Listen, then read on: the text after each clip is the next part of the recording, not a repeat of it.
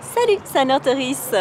Aujourd'hui, je te fais une nouvelle vidéo sur comment apprendre à s'aimer et en particulier, ça va être une série de vidéos. En particulier aujourd'hui, ça va être comment prendre soin de soi au quotidien. Avant de démarrer cette vidéo, je voudrais te souhaiter une toute belle année 2021. Je suis en direct du parc de la Villette, comme tu peux le voir ici à Paris. Et je voudrais d'abord vous remercier pour tous les abonnés qui sont de plus en plus nombreux à suivre ma chaîne. Je voudrais vous remercier pour vos commentaires, pour vos likes, vos partages. C'est hyper chouette. J'ai de plus en plus de messages qui sont juste super adorables. Et donc voilà, je vous envoie à tous beaucoup de bonheur, beaucoup d'amour pour 2021. Vraiment plein de belles choses. J'espère vraiment que cette nouvelle année qui s'annonce va être incroyable et qu'on va enfin pouvoir vivre un petit peu. En attendant, je vais t'expliquer comment tu peux faire pour prendre soin de toi au quotidien avec 3 astuces. La première astuce, c'est prendre du temps pour toi. C'est quelque chose que mes clients et les personnes que j'accompagne me rapporte hyper souvent, c'est j'ai pas de temps pour moi. Tous les entrepreneurs que je suis me disent ben voilà, je prends du temps pour mon business, je prends du temps pour ma famille, je prends du temps pour mes amis, mais dans tout le planning que j'ai, une fois que j'ai retiré l'administratif, la logistique, etc., en fait il reste plus de temps pour moi. Et en fait ça va être vraiment le fait de prendre soin de toi, ça va être vraiment quelque chose qui va te demander d'être actif par rapport à toi. Ça va pas se faire tout seul, ça va pas être quelque chose qui va se débloquer naturellement. Il va vraiment falloir que tu débloques dans ton agenda des plages où tu vas devoir prendre soin de toi, où tu vas devoir prévoir des activités qui te font du bien, qui te ressourcent, qui te font plaisir. Alors, comment est-ce que tu peux faire ça? Tu peux peut-être démarrer par une liste. Donc je t'avais dit dans la vidéo précédente que j'utilisais pour programmer les choses que j'allais prévoir pour l'année à suivre, que j'utilisais un outil qui s'appelle la roue de vie. Tu peux déjà utiliser cet outil-là. Je te mets le lien en haut, en bas, je ne sais plus exactement, enfin tu regarderas, tu verras que ça va s'afficher. Tu vas pouvoir utiliser cet outil déjà pour planifier ce que tu souhaites mettre en place comme activités qui sont vraiment importantes pour toi cette année, comme objectif que tu as envie de suivre. Et je t'invite dans un premier temps, pour prendre du temps pour toi, à faire un petit peu la même chose, c'est-à-dire à te fixer une liste des activités plaisir, des activités ressourçantes que tu as envie de mettre en place et de les planifier dans ton agenda. Et donc, ce que les personnes que j'accompagne me disent souvent, c'est oui, mais quand je les planifie, mais il y a toujours des choses qui se mettent. Ça, c'est vraiment quelque chose qui t'appartient. C'est-à-dire que si tu planifies quelque chose, mets-toi en première place dans ta vie. Si tu dois faire sauter quelque chose dans ton agenda, c'est pas ton activité ressourçante à toi que tu vas devoir faire sauter. Arrange-toi pour faire sauter autre chose, parce que si tu te fais pas passer en premier dans ta vie, les autres ne vont pas le faire à ta place. Au contraire, les autres, ils vont veiller, et c'est normal quelque part, ils vont veiller à leur confort à eux. Et donc, c'est normal qu'à un moment, ils ne fassent pas spécialement attention à ton confort à toi, puisque ça, c'est ton job à toi. Et donc, quand tu te fixes une activité dans ton agenda, veille à pouvoir vraiment respecter cette activité-là. Ça, c'est tout premier truc que tu peux faire, c'est prendre du temps pour toi.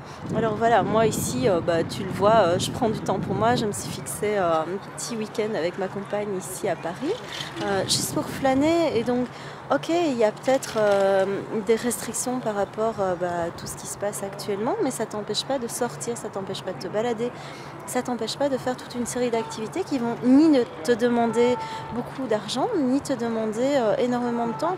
Si tu planifies une petite sortie pour toi, ne fût-ce que d'une demi-heure où tu es seul avec toi-même, à faire une activité qui te plaît vraiment, à faire une activité qui te fait vraiment plaisir, où tu te dis waouh, ça fait hyper longtemps que j'avais envie de faire ça pour moi, ne fût-ce que même prendre un bain. Enfin, ça peut paraître bête, mais nombre de mamans que j'ai accompagnées qui sont entrepreneurs et qui me disent mais ça fait tellement longtemps que je me suis même pas autorisée à prendre un bain parce que y a mes enfants, parce que je dois m'occuper de tout un tas de trucs.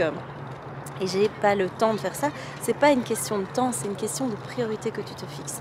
La deuxième chose que tu peux faire et qui va aller avec la première tâche que je te propose, c'est vraiment de pouvoir à un moment dire non, c'est-à-dire que tu vas devoir apprendre à, c'est toujours la même chose, à te faire passer en premier.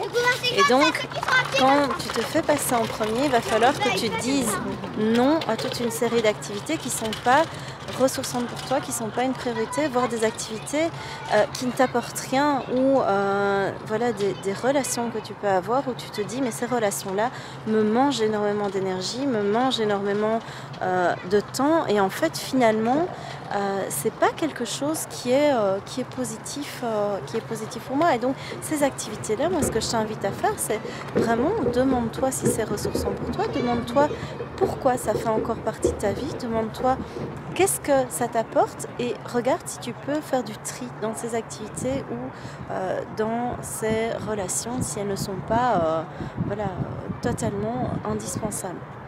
C'est vraiment important que tu puisses apprendre à dire non. Dire non aux autres, c'est te dire oui à toi. C'est pas autre chose. C'est juste, c'est pas quelque chose que tu fais contre les autres. C'est quelque chose que tu peux faire pour toi.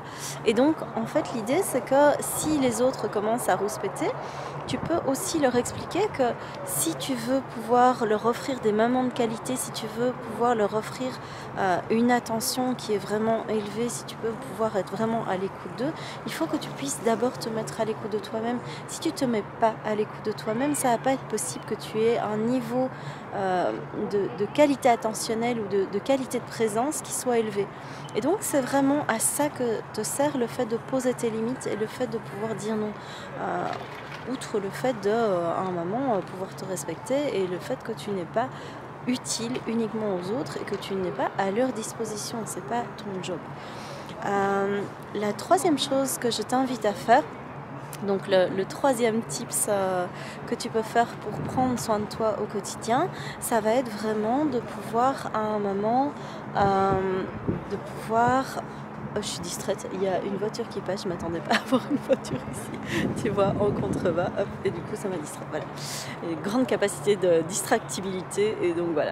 La troisième étape que tu peux faire pour prendre soin de toi au quotidien, c'est arrêter de te concentrer sur le passé, sur les choses que tu as mal faites, sur les choses que tu n'as pas réalisées dans ta vie, sur les choses qui ne se sont pas passées comme tu le souhaitais.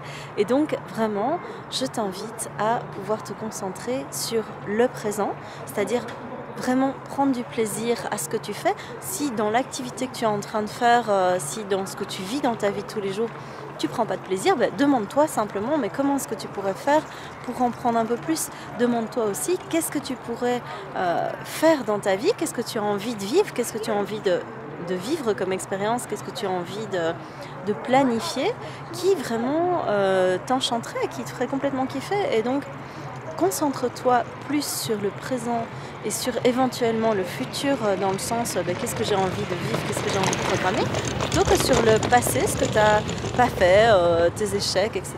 Parce que de nouveau, j'entends énormément de personnes autour de moi qui me disent oui, enfin, là, voilà, je suis bloquée, il y a tellement de choses que j'aurais aimé faire, mais ok, mais t'as pas de prise là-dessus. Si tu restes bloqué dans le passé, tout le temps, toute l'énergie que tu mets à ressasser le passé et à te poser des questions sur qu'est-ce qui n'a pas été, si tu l'utilises pas à bon escient, si tu n'en fais pas quelque chose, ça va être du temps perdu, ça va être de l'énergie gaspillée. Donc, ok, si tu fais le point sur ton passé en te disant qu'est-ce que je peux changer, qu'est-ce que je peux mettre en place pour planifier des choses, pas ok dans le cas où tu es juste en train de tourner dans le passé et que tu es en train de boucler dans quelque chose où tu rumines et où ça ne t'apporte rien du tout. Voilà, ça c'était les 3 tips que je te propose aujourd'hui pour prendre soin de toi au quotidien.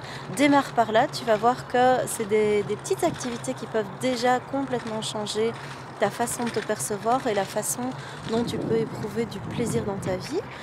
Démarre par là et ensuite tu vas voir dans la playlist que je te prépare, il y a d'autres choses qui vont se mettre en place comme comment est-ce que tu peux faire pour appliquer des choses pour t'aimer au quotidien. Ça c'est dans les prochaines vidéos. D'ici là, je te laisse. N'hésite pas à partager cette vidéo si tu penses qu'elle peut aider, à t'abonner et à liker là-dessus. Je te laisse, je te dis à très bientôt pour une nouvelle vidéo. Ciao!